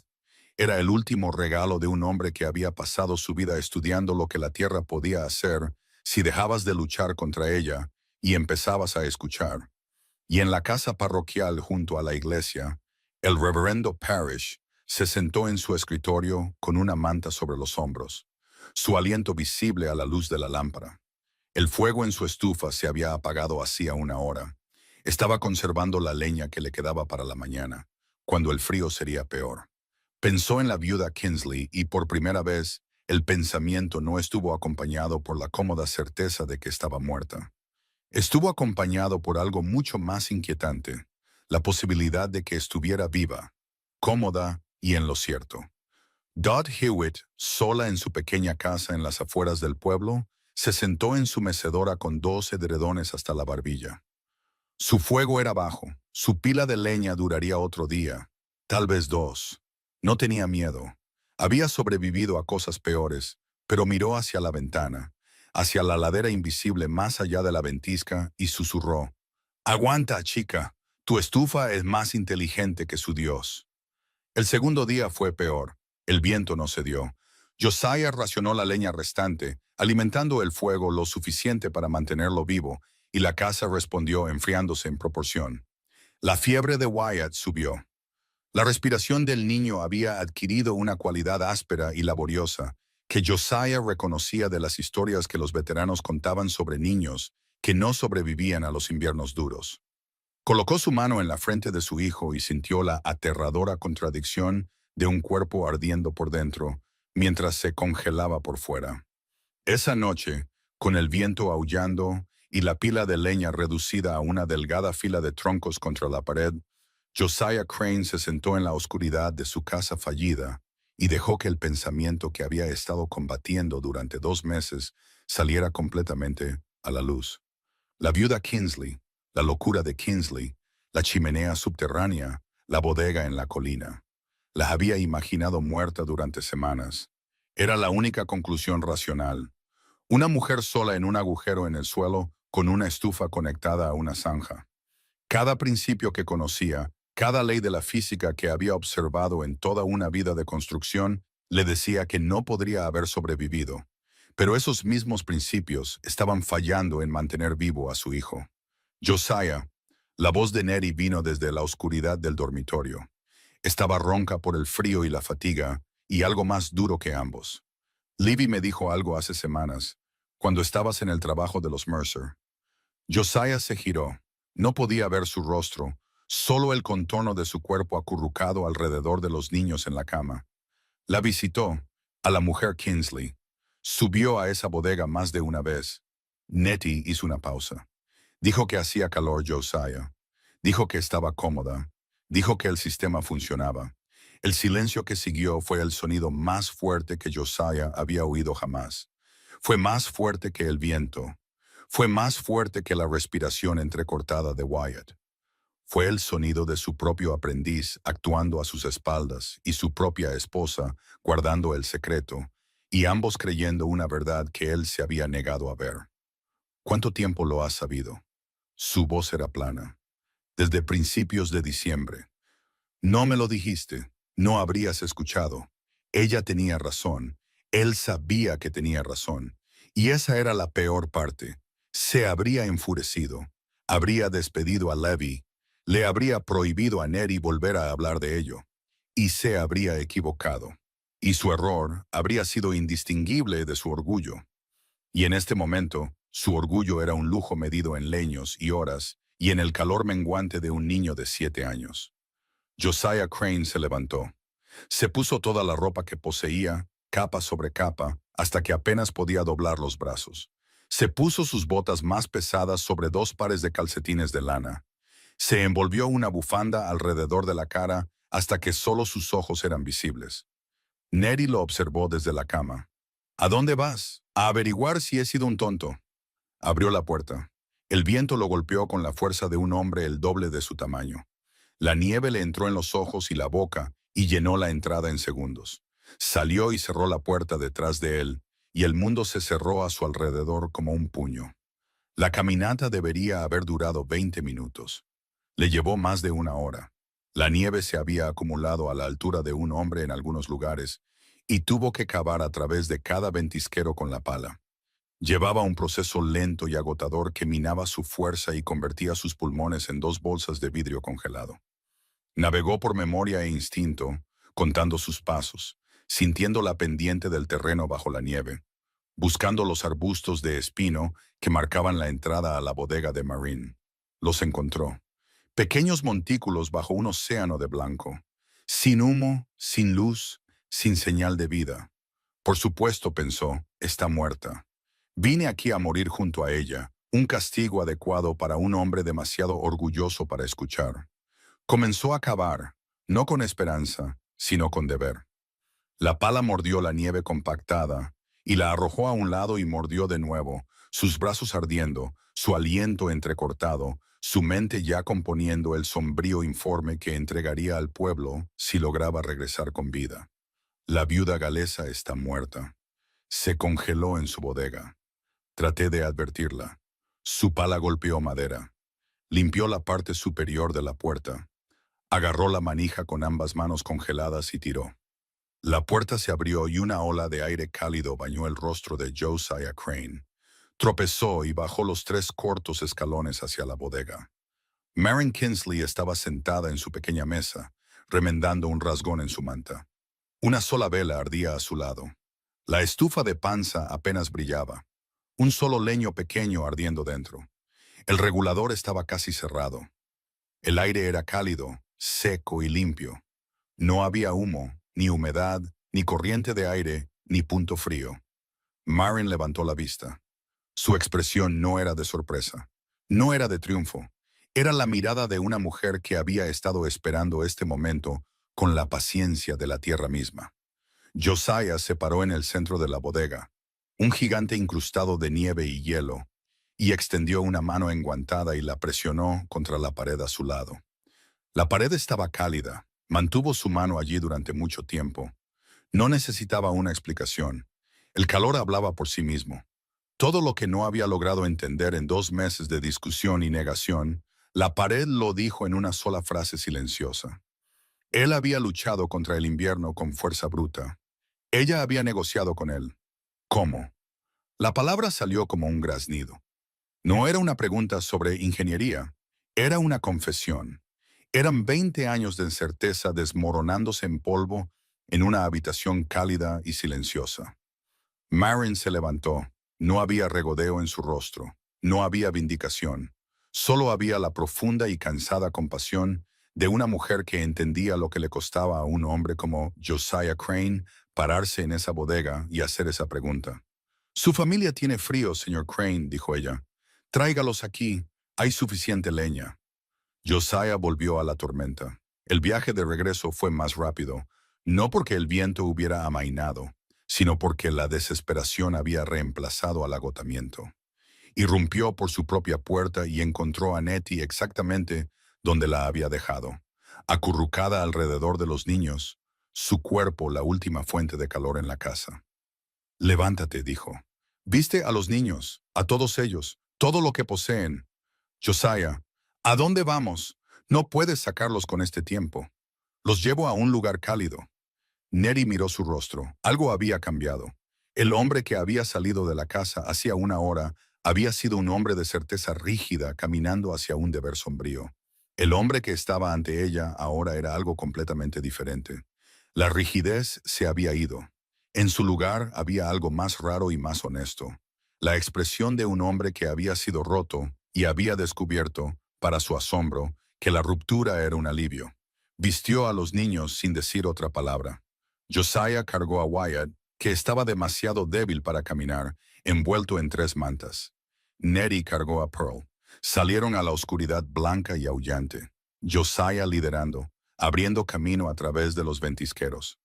Nettie siguiendo sus pasos con la confianza ciega de una mujer que había decidido que esta versión de su esposo, la versión humillada, la versión incierta, era la que seguiría a cualquier parte. El viaje fue una pesadilla de viento y frío, y el terror constante de que hubiera contado mal sus pasos, de que se hubiera equivocado de camino, de que estuviera llevando a su familia a la pradera abierta para congelarse. Pero sus manos recordaban el camino que habían cavado 1 hora antes, y los ventisqueros aún no se habían llenado por completo. Y después de 40 minutos que parecieron 40 años, Vio el contorno oscuro de los montículos de espino contra la nieve. Volvió a cavar para despejar la puerta. La abrió. El aire cálido salió a su encuentro. Nettie entró y se detuvo. Se paró en el centro de la bodega, con Pearl en la cadera, y miró a su alrededor, las paredes de tierra, la pequeña estufa, la vela en la mesa, la mujer silenciosa que vivía en este lugar imposible. Presionó su mano libre contra la pared y sintió lo que Josiah había sentido. No dijo nada durante mucho tiempo. Luego miró a Maren. Has estado sola aquí durante 2 meses y estás más cálida que nadie en el valle. No era una pregunta, era un ajuste de cuentas. Maren tomó a Wyatt de los brazos de Josiah, acostó al niño en su estrecha cama, lo cubrió con su propia manta y le puso la mano en la frente. Ardía de fiebre, pero el calor de la bodega ya estaba haciendo su trabajo, aliviando los violentos temblores que habían estado drenando la energía que su pequeño cuerpo necesitaba para luchar. Su respiración se ralentizó, sus puños se relajaron. En una hora, dormía pacíficamente por primera vez en días. Josiah se sentó en el suelo de tierra con la espalda contra la pared cálida. Vio a su hijo dormir. Vio a su hija acurrucarse contra Nettie y quedarse quieta. Vio a Maren moverse silenciosamente por la bodega, añadiendo un solo leño pequeño a la estufa, ajustando el regulador con la mano precisa y practicada de una mujer que había aprendido el lenguaje exacto del fuego y la piedra. Miró la tubería de la estufa que desaparecía en el suelo. Trazó el camino en su mente, el canal horizontal que corría a través de la tierra. Vio la ingeniosidad de ello, la elegancia, la profunda eficiencia. Y vio con una claridad devastadora el desperdicio de sus propios diseños, las décadas de calor enviadas por las chimeneas, los bosques de madera consumidos para calentar habitaciones que nunca podrían retener el calor porque no estaban diseñadas para retenerlo. Maren se sentó frente a él. Abrió el diario de Gareth y lo colocó sobre la mesa entre ellos. No explicó, no dio una conferencia. Simplemente lo abrió en la página con los diagramas de ventilación y la frase galesa subrayada y dejó que hablara por sí mismo. Josiah miró los dibujos durante mucho tiempo. Vio cosas en ellos que Maren no podría haber visto, porque sus ojos eran los de un constructor. Vio mejoras estructurales. Vio formas de formalizar el diseño del conducto con mortero adecuado y piedra ajustada. Vio cómo apuntalar la tierra con marcos de madera para hacer la bodega segura durante décadas. Vio cómo combinar su conocimiento de la construcción con el conocimiento de Gareth Kinsley sobre la tierra. Cerró el diario suavemente y se lo devolvió. Su esposo era un hombre brillante. Sí, dijo Maren, lo era. Y yo fui un tonto orgulloso. Usted era un buen constructor que aún no lo había aprendido todo. Fue lo más generoso que alguien le había dicho a Josiah Crane. Y a Maren no le costó nada y lo cambió todo. Al tercer día el viento se detuvo. El silencio que siguió fue casi tan impactante como la tormenta misma. Un vasto vacío resonante que se sentía como si el mundo contuviera la respiración. La temperatura se mantuvo brutal, pero el aire estaba quieto y el sol apareció a través de una grieta en las nubes e iluminó el paisaje cubierto de nieve con una luz dura y brillante. Prospect emergió lentamente de sus casas. El daño era severo. Ganado congelado en los graneros. 2 familias habían perdido miembros. Un anciano que había salido a revisar a sus animales y nunca regresó. Y un adolescente que había quedado atrapado entre la escuela y su casa cuando la visibilidad se redujo a cero. Casi todas las familias habían sufrido. Los suministros de leña estaban devastados. El frío había encontrado cada debilidad en cada edificio y la había explotado sin piedad.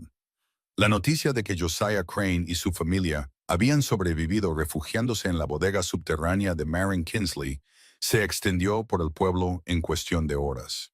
La reacción fue complicada. Hubo incredulidad, porque todo el pueblo había asumido que Maren estaba muerta.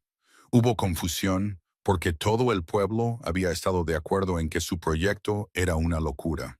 Y hubo un lento e incómodo despertar de algo que nadie quería sentir, pero que todos sentían, la comprensión de que habían estado equivocados.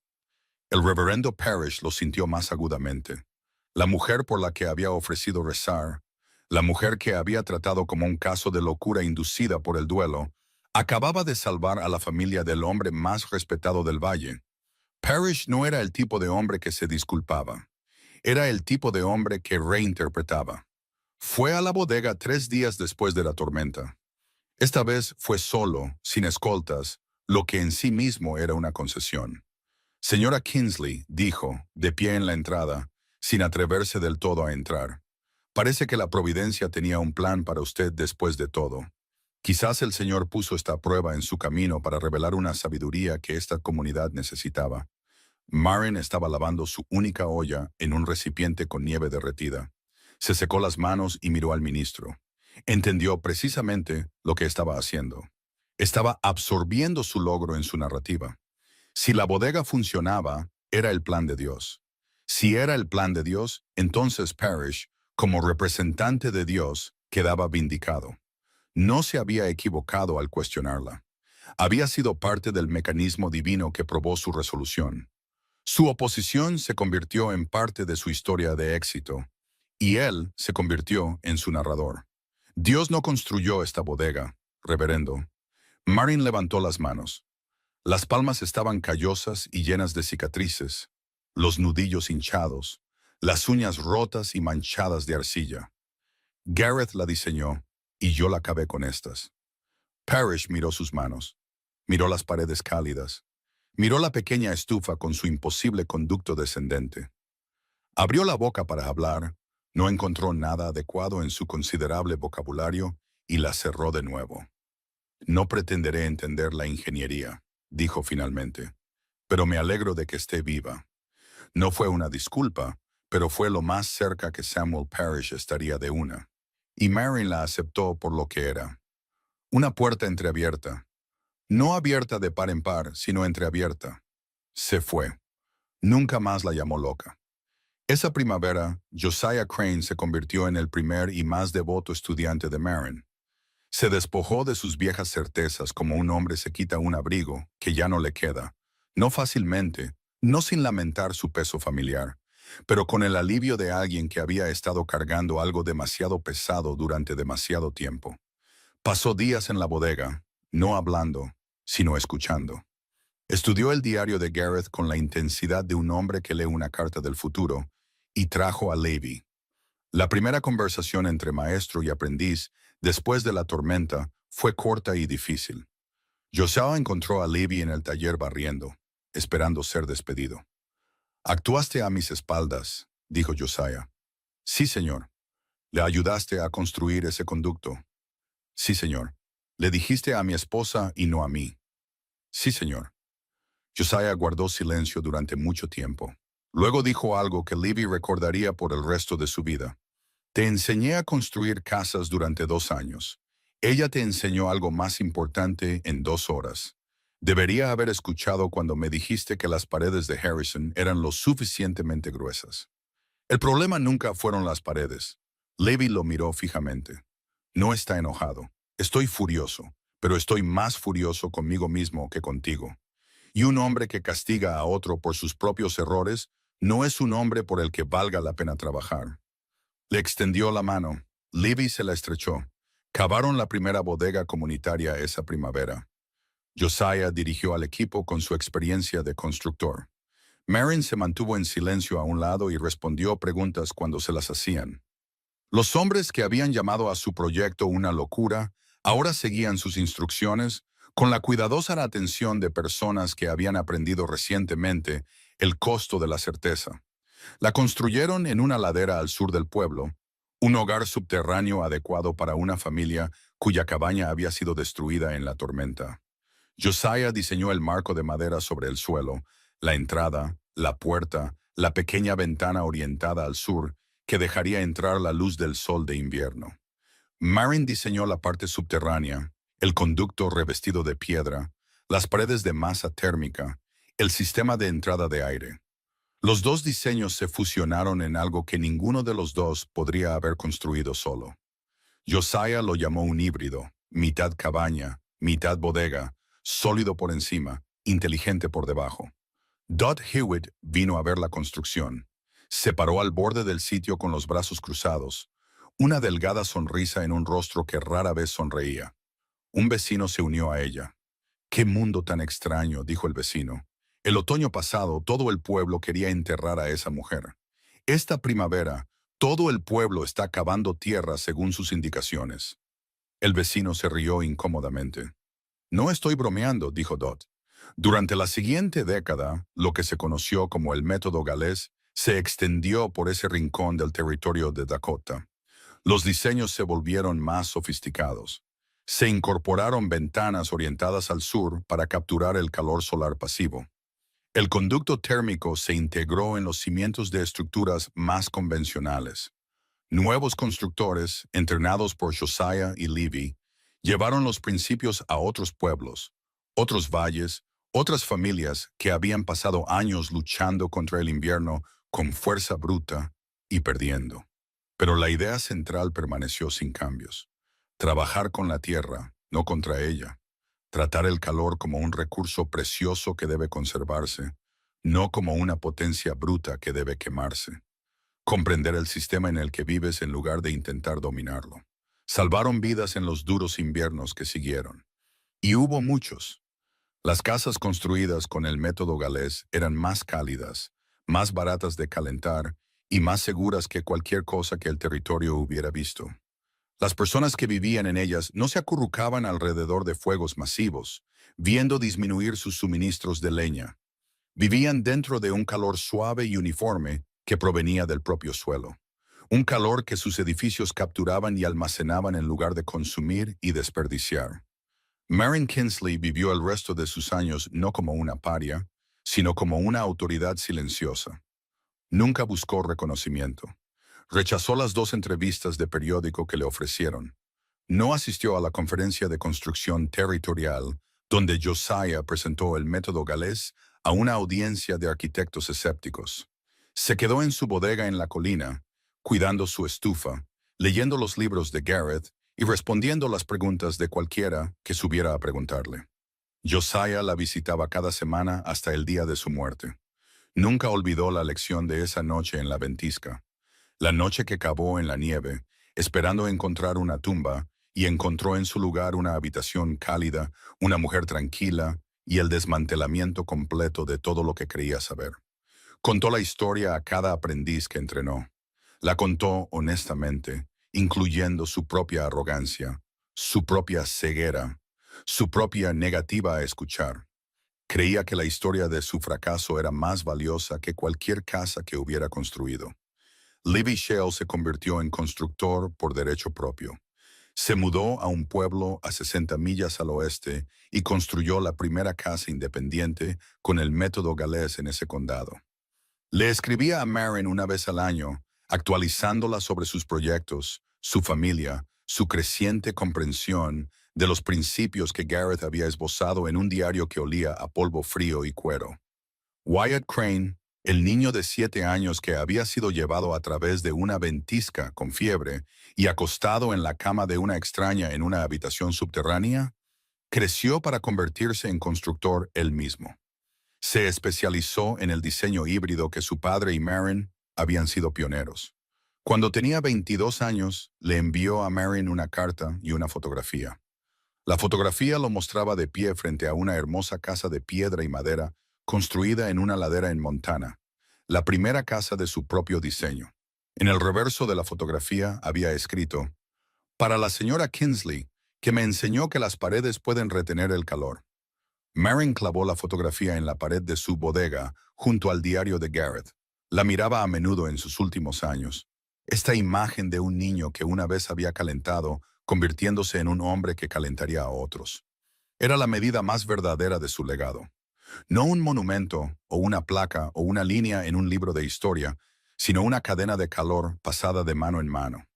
De Garrett a Marion, de Marion a Josiah, de Josiah a Levi, de Levy y Josiah y Marion en una generación de constructores que entendieron que la tierra no era un enemigo a derrotar, sino un socio al que escuchar.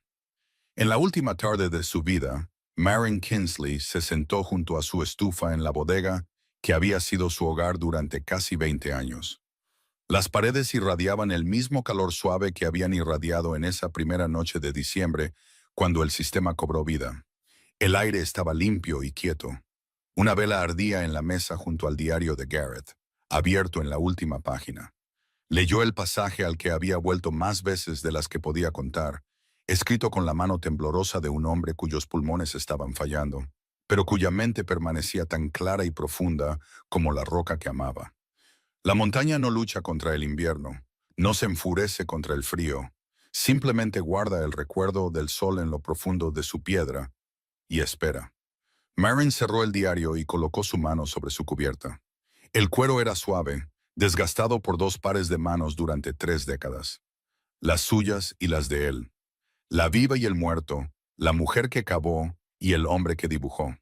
Juntos habían construido algo que ninguno podría haber construido solo. Una forma de vida que comenzó con la pérdida y terminó con el calor, que comenzó con un agujero en el suelo y terminó con una nueva forma de ver el suelo mismo. Ella había hecho más que esperar. Había extraído el recuerdo del sol de la piedra y lo había convertido en su escudo. Había tomado el conocimiento olvidado de hombres que trabajaban en la oscuridad y lo había traído a la luz. Había escuchado cuando el mundo le decía que estaba equivocada y había seguido cavando. El humo había pagado su alquiler, la tierra había cumplido su promesa, y el calor que había extraído del suelo en una desesperada noche de diciembre había viajado más lejos de lo que jamás sabría, a través de las manos de constructores, en las paredes de los hogares y en las vidas de familias que dormían seguras y cálidas, en casas que respiraban con el largo y lento aliento de la tierra misma. El mundo está lleno de tales entradas cubiertas de maleza, sótanos olvidados de conocimiento por los que pasamos todos los días, descartándolos como anticuados, como imprácticos, como locuras. Se nos enseña a construir más alto, a quemar más brillantemente, a luchar más duro, a dominar las fuerzas que no entendemos con fuerzas que creemos controlar. Pero la tierra ofrece una lección diferente. Ofrece paciencia, ofrece memoria, ofrece un calor que no ruge ni consume, sino que brilla constante y profundo desde adentro hacia afuera. ¿Qué conocimiento olvidado yace latente en tu propia vida? ¿Qué verdad silenciosa ha estado esperando que una mente desesperada y abierta la redescubra? ¿Qué solución simple y elegante se esconde a plena vista, descartada por los expertos, ignorada por las autoridades, enterrada bajo décadas de sabiduría convencional, como una bodega bajo una ladera de espinas? Tu bodega te está esperando. Empieza a cavar.